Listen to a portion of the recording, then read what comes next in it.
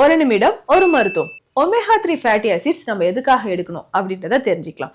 நான் உங்கள் டாக்டர் நித்யா, சித்த மருத்துவர்.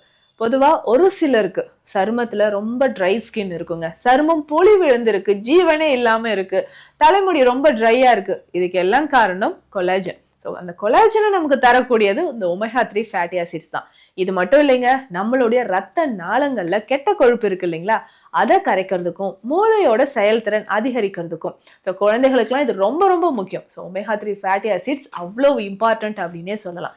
இது எதுலங்க அதிகமா இருக்கு? டெய்லி நம்ம இந்த ஒமேகா 3 ஃபேட்டி ஆசிட்ஸை எப்படி எடுத்துக்கலாம் அப்படின்னு கேட்டிங்கன்னா, இந்த நட்ஸ் வகைகள்ல எல்லாமே ஒமேகா 3 ஃபேட்டி ஆசிட்ஸ் அதிகமா இருக்கு. ஸோ இந்த மீன் வகைகள்ல மத்தி மீன், காணாங்கெளுத்தி, இந்த மீன் வகைகள்ல ஒமேகா 3 ஃபேட்டி ஆசிட்ஸ் அதிகமா இருக்குங்க.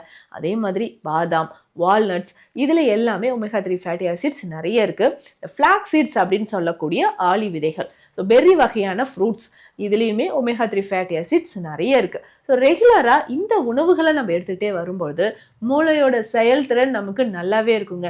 நிறைய ஸ்டூடெண்ட்ஸ் சொல்லுவாங்க இல்லையா, நான் வீட்டில் நல்லா படிக்கிறேன், எக்ஸாமில் மறந்து போகுது, அதே மாதிரி சின்ன சின்ன விஷயத்துக்கும் அதிகமாக டென்ஷனாக வரேன், இல்லை இந்த வயசுலேயே எனக்கு வந்து ஞாபக மருதி அதிகமாக இருக்குது, இந்த மாதிரி சொல்கிறவங்களுக்கு இந்த ஒமேகா 3 ஃபேட்டி ஆசிட்ஸ் இருக்கக்கூடிய உணவுகள் நம்ம எடுக்கும்போது சருமத்திற்கும் சரி, மூளை செயல்திறனுக்கும் இது ரொம்ப ரொம்ப யூஸ்ஃபுல்லாக இருக்கும்.